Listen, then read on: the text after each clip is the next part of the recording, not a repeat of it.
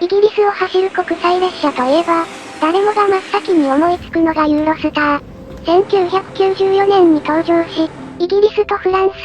ベルギーなどを結ぶ、英国最速の列車です。しかしこの国には、ユーロスターより45年以上も先に走り始めた国際列車があることをご存知でしょうか。その名は、特急、エンタープライズ。イギリスに属する、北アイルランドと、アイルランド共和国の首都の間を走る列車です。今回は、英国領内を走る国際列車としては、ユーロスターより長い歴史を持つ特急、エンタープライズ号に乗車します。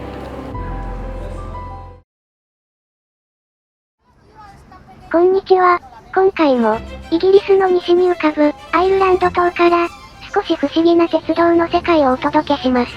ここは、イギリス領、北アイルランドの首都、ベルファスト。私たちはこれから、この地域で唯一の特急、エンタープライズ号に乗車します。この特急は、アイルランド島に存在する、2つの国の都市を結ぶ国際列車です。エンタープライズ号は、ベルファストを出発すると、北アイルランドの領内を南下。国境を越えて、アイルランド共和国の首都、ダブリンを目指します。ベルファストとダブリンは、どちらもアイルランド島の東海岸に位置する港町です。ですが線路は海岸沿いを一直線に進むわけではありません。途中で内陸へ入り、緑豊かな丘陵地帯を抜けた後、再び海沿いへ戻ります。ですからこの路線では、アイルランドらしい山の景色と、美しい海岸線の両方を楽しめます。そして、エンタープライズ号の面白さは、国境を越えることだけではありません。意外な車両構成、独特な車内設備、そしてアイルランドの鉄道ならではの工夫。今回は、ユーロスターとは全く違う、もう一つの国際列車の旅をご紹介します。特急エンタープライズは、ユーロスターのような、乗車前のパスポートチェックや、税関の手続きはない。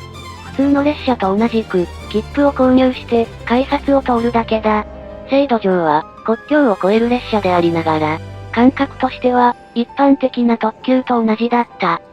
とはいうものの、二国間を走る国際列車には変わりないので、乗車までの流れが少し独特だった。この特急列車は、4編成あるエンタープライズ号の専用車両で運転される。編成数が少ないので、列車は朝から夜まで、ひたすら2都市間を往復する形態だ。そのため、ベルファスト駅に着いた列車は、すぐに折り返しの準備が始まり、南のダブリンへと走っていく。だが、通常の列車のように、お客さんはホームで列車を待ち、到着と同時に乗り込むことはできない。エンタープライズ号が到着予定のホームは、列車が来る前から、規制のロープが張られている。その後、実際に列車が到着し、降車したお客さんがはけたら、ホームが再度立ち入り禁止になり、関係者以外が、車両に近づけないようにする。その状態で、清掃と車内点検をし、準備が整ったら、改めて乗客を車内へ案内するのだ。というのも、北アイルランドとアイルランド共和国は、信仰や考え方の違いから、大きな構想に発展した時期があった。エンタープライズ号は、そのような時代にも国境を越えて走り続けてきたのだが、対立する二つの国を結ぶ列車であるがゆえに、安全を脅かす妨害の標的となり、たびたび危険にさらされてきた。現在は和平合意がなされ、平和な状態を保っているが、小規模のいざこざは起きているので、折り返しの際に車両を点検しているのだそうだ。ちなみに、北側の出発地、ベルファスト、グランドセントラル駅は、改札内の共用コンコースで乗車を待つが、南のターミナル、ダブリンでは、駅にエンタープライズ号専用の待合スペースがある。こちらは、改札口から通常の国内列車と動線が分けられていた。ちょっと物々しい雰囲気だったね。エンタープライズ号は、機関車が客車を動かす列車です。ですが編成は、向き、車両ともに固定されています。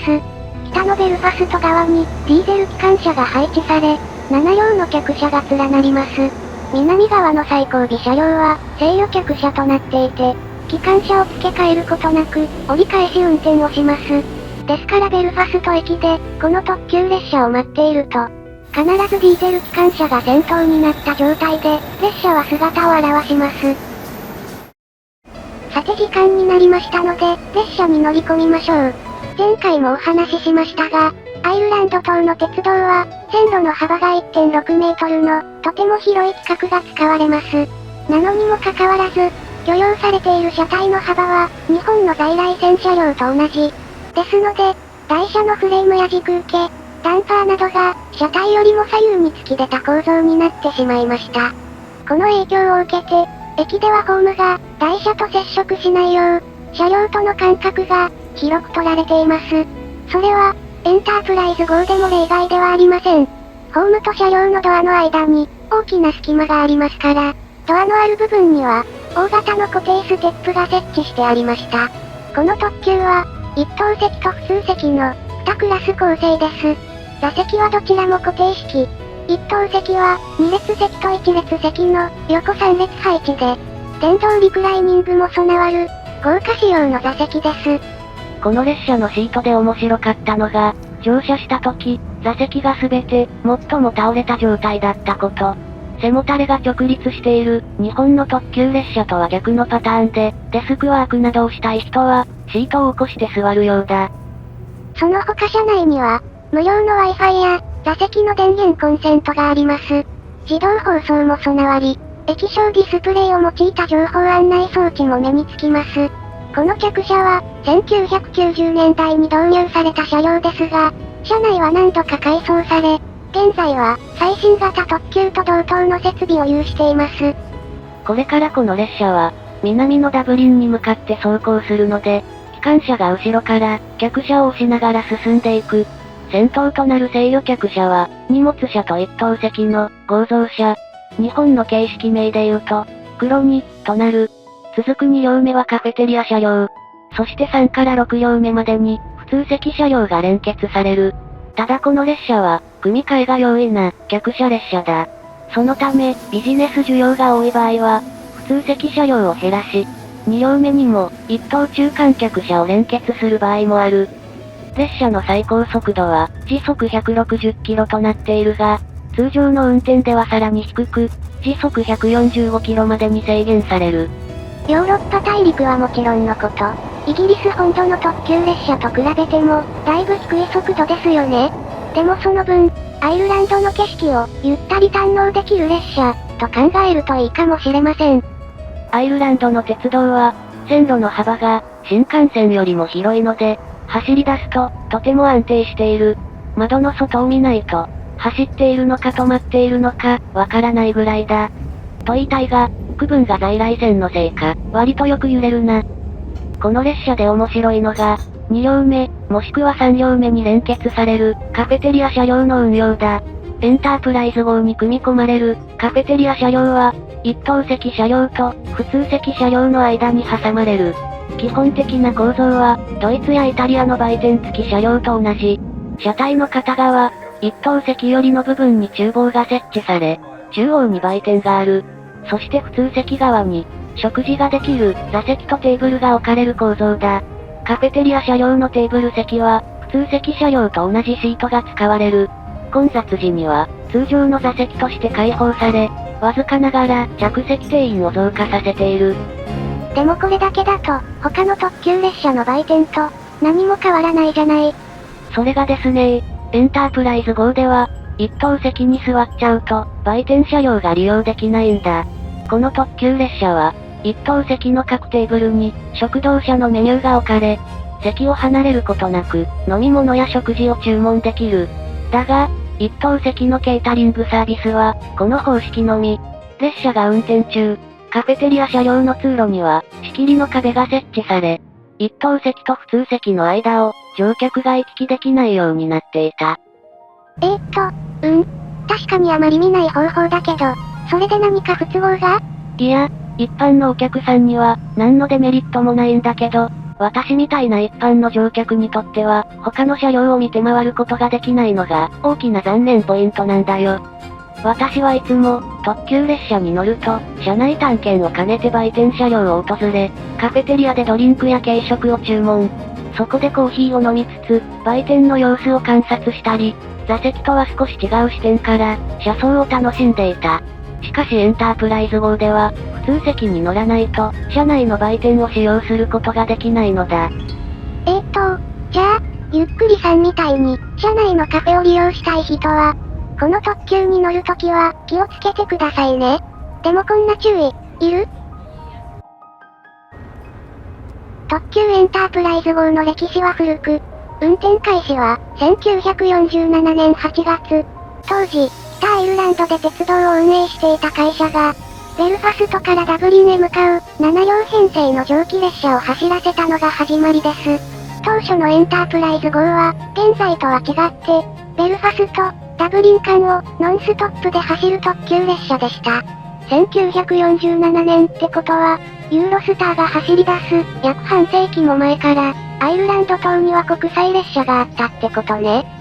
そうなの。初期のエンタープライズ号は、速達性を最も重視した列車でした。車両は、当時最速の機関車と、急行用客車で構成され、アイルランドで初めて、時速100マイルを超える速さで走った定期列車だったそうです。時速100マイル、つまり、時速160キロだから。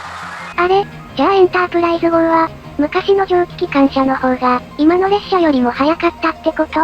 実は、そうなっちゃってるんです。現在の特急エンタープライズは、速さから、利便性の向上に、舵を切っています。2都市間の、ノンストップ列車の役割は捨て、途中の町にも停車する、都市間特急としての役割も担っているんです。ベルファストからダブリンまでの走行距離は、およそ180キロ。この区間を、2時間30分で結びます。終点までの途中停車駅は5駅。北アイルランド側が2カ所。国境を挟んで、アイルランド共和国内に3カ所停車します。こうしたアイルランド島の2つの国を走る特急は、構成する車両も国際色豊かです。確か、3つの国の車両が連なって走っているんだよな。そうなんですよ。まず、お客さんが乗る客車は、フランスのアルストム製。1990年代に導入されたエンタープライズ号の専用車両です。なんでイギリス製にしなかったの？と思われるかもしれませんが、この頃のイギリスは、車両製造会社がほぼ壊滅。生き残った数少ない工場も、外国の企業に買収されたりして、イギリス系の車両が導入できなかったんです。フランスといえば、エンタープライズ号に使われている座席は、普通席も一等席も、フランスの高速列車、TGV と同じじゃない？ほんとだ。座席の生地の色は違うけど、フレームとか、基本の形状は、完全に一世代前の TGV デュプレックスと同一だな。確か、ポルトガルのペンドリーノでも、同じシートを採用していたっけ？座席としての機能はきちんとしてるし、他の国でも大量導入している共通部品を使うことで、コストダウンとメーカーサポート、それから、部品の調達のしやすさを両立しているんだろうな。そして、列車を動かすディーゼル機関車は、イギリス圏ではあまり見かけない、武骨なデザインです。こちらの機関車は、なんとロンドンで製造された車両なんです。って言っても、イギリスの首都で作られたのではありません。この機関車の形式は、201型といい、ゼネラルモーターズが開発した大型ディーゼル機関車です。ゼネラルモーターズは、アメリカの自動車会社として有名ですが、同じグループで、ディーゼル機関車も製造していたんですよ。この会社は、カナダの南東部、オンタリオ州の都市、ロンドンに、大規模な工場があり、201型ディーゼル機関車も、ここで生産されました。実はイギリスは、本国でも、たびたびゼネラルモーターズ系の機関車を導入した実績があります。そのほとんどが、カナダのロンドン工場で製造されているんです。アイルランドを走るディーゼル機関車、201型は、3軸の台車を、車体の前後に装備。ディーゼルエンジンで発電機を回し、その電力で走る、電気式ディーゼル機関車です。最大出力は3200馬力で、重量は108トン。貨物列車の牽引にも対応する、アイルランドで、最も強力な機関車です。201型は、34両製造され、すべて同じ性能ですが、連結機や電気設備の違いから、貨物用、旅客列車用など、用途がいくつか分かれています。そのうち重量が、エンタープライズ号の牽引に使われる車体です。この機関車は前後対称の、箱型車体ながら、塗装のデザインは非対称。エンタープライズ用の車両は、片側の先頭下部から、後ろに向かって、紫と赤いラインが引かれます。まるで、オーストリアの特急、レールジェット用の機関車みたいですな。余談ですが、アイルランド島の鉄道車両は、形式を表す単語に、イギリス本土と同じ、クラス、を用います。本土の車両では、クラスいくつ、と、形式の最初に、クラス、が来ますよね。ですがアイルランドではその反対。数字の後に、クラス、をつけているんです。したがって、201型の正式な呼び方は、201クラス、となります。ただしこの法則が適用されるのは、島の南側、アイルランド共和国での話。ベルファストなどがある、北アイルランドは、イギリスの一部ですから、車両の形式も、本国と同じ、クラスいくつ、という呼び方をしています。201型ディーゼル機関車は、ほぼ全ての車両が、アイルランド共和国の所属なので、そちらにのっとった形式名、201クラス、となっていたのでした。ところが、その201型ディーゼル機関車には、問題がありました。現在の客車列車は、必要な電力を、機関車から送る方式が一般的です。幸い201型には、客車へ電力を送る能力が備わっていました。エンタープライズ号でもこの機能を用いて、機関車から客車へ直接電気を供給していたのですが、運用していくうちに、次第に問題点が浮上してきたのです。この特急は、客車の照明や放送装置のほか、各車両の空調、さらには、電子レンジや電熱器などを備える、カフェテリア車両の厨房といった、大きな電力を使う設備が多数あります。そうなってくると、ディーゼル機関車による電源供給は、発電機と直結している走行用エンジンに、過剰な負担がかかるようになったのです。客車に大量の電気を送るため、機関車は駅に停車中でも、エンジンを絶えず、高回転で稼働させなければなりません。しかも列車自体は、朝から晩まで、ベルファストとダブリンの間を、常に往復しています。ですから機関車のエンジンは、摩耗や故障のリスクが増え、整備にかかる費用が増大。信頼性の問題にまで発展してしまいました。この機関車は、貨物列車も引ける、大出力エンジンを搭載してるから、高回転させるとどうしても、大きな騒音も発生するしな。停車時間には、冷却も追いつかなくなるよね。そこで追加されたのが、ディーゼル機関車の後ろにいる、ちょっと丸っこい車体の客車です。もう、JD ちゃんとゆっくりさんが、エンタープライズ号に乗るたび、毎回この車両に見とれてて大変なんですよ。この車両は何かというと、客車に電力を供給する、電源車。窓がない車体に、ディーゼルエンジンの音をさせていることからも、想像がついた方もいるのではないでしょうか。車体の塗装こそ、専用客車や機関車と同じデザインになっていますけど、側面の形状も屋根の高さも違い、明らかに、後から組み込まれた車両であることがわかります。車体の前後にはホロがなく、連結面も、少し異様な形になっていました。この電源車をつないだ、新しい編成形態は、2012年から開始されました。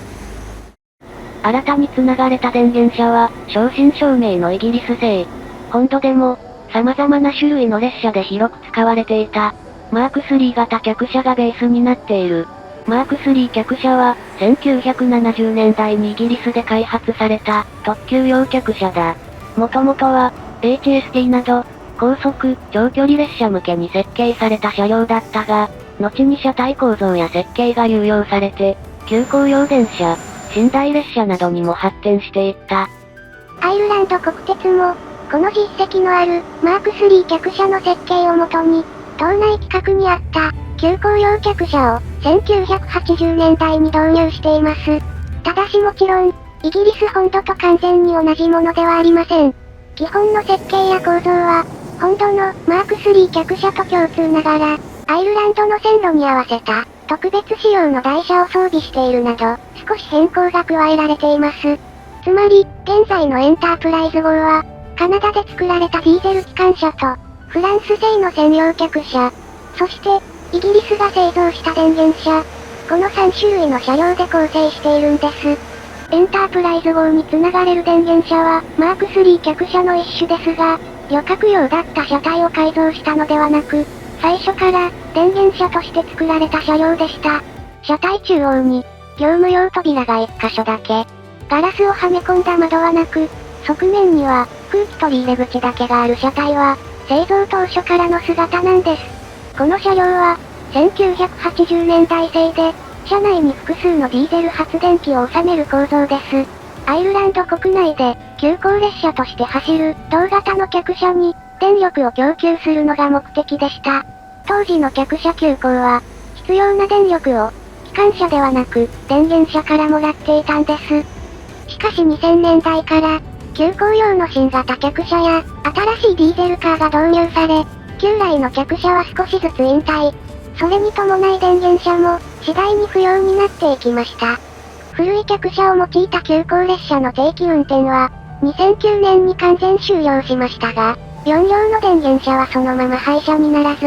エンタープライズ用として残されたのです。あれ、この電源車が、エンタープライズ号に組み込まれたのは、2012年だったよな。でも2009年には、一度、本来の用途での運用を終えて、新しい活躍の場に移るために残された。ということは、2000年代の頃から、201型ディーゼル機関車には、電力とエンジンの問題が起きてたってこと？そうなんですよ。車内サービスを維持しつつ、安定した運行を続けるには、電源車はなくてはならない車両でした。でも、今までの状態そのままでは組み込めません。エンタープライズ号の運転形態、そして、専用客車に合わせた、いくつかの改修が必要でした。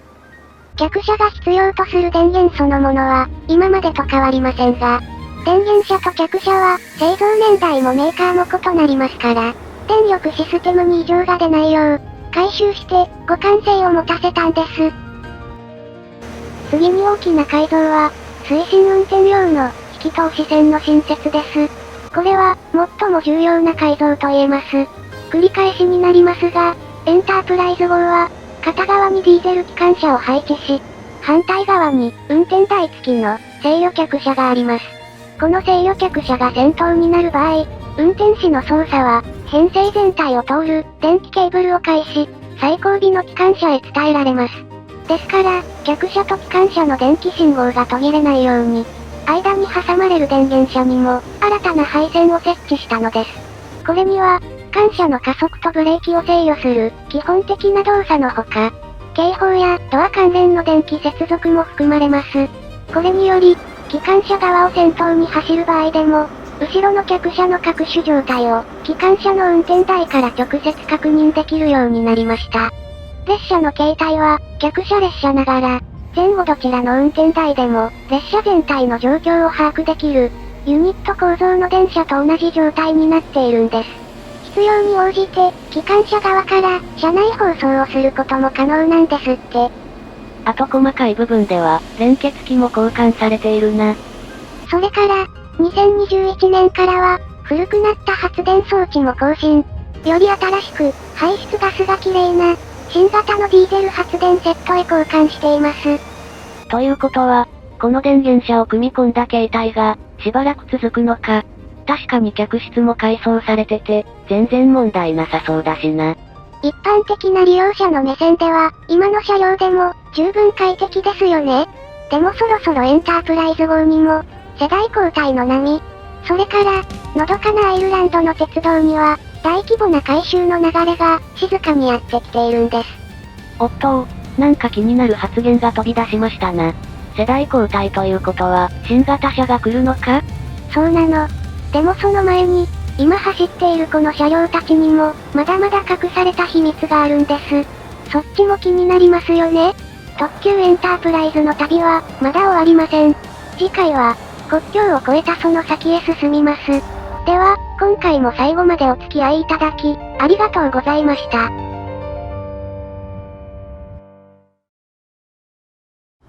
アイルランド島の特急列車、エンタープライズの旅は、次回も続きます。この列車に隠された秘密や、国境を越えた先の旅が気になる方は、ぜひチャンネル登録をしてお待ちください。画面のおすすめ動画も、ぜひご覧ください。